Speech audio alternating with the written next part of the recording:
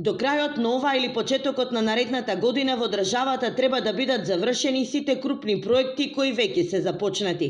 Тоа е нашата стратешка цел, порача премиерот Христијан Мицкоски. Браната на река Отиње во Штип се гради интензивно. Со ребалансот на буџетот дополнително се обезбедени околу 2 милиони евра, со кои изградбата на браната достигна до 8 милиони.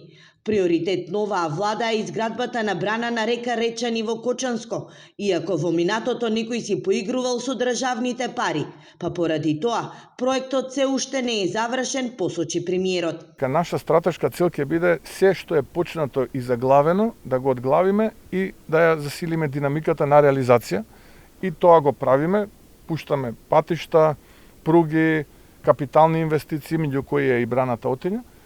Се разбира дека планираме и развој, развојот се планира, се проектира и очекувам веќе до крајот на оваа година, евентуално првата половина следната, оние крупни, големи проекти да ги завршиме и да отпочнеме со нови развојни проекти преку инвестирање во општините, токму тоа и го правиме. Пред стартот на есенската жетва, но и сејдба, околу 46.000 земјоделци ќе добијат ваучери за зелена нафта. Процесот е веќе отпочнат и за оваа мерка се издвоени над половина милијарда денари. Наш фокус остануваат земјоделците. Пред да дојдам во Зрновци, бев во Чешиново Блешево.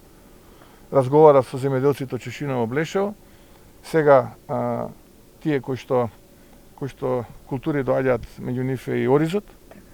Така што фокус во периодот што следи имаме таму, па јаболкото, па тутунот, така што имаме еден план како завршува една, почнува некоја друга реколта.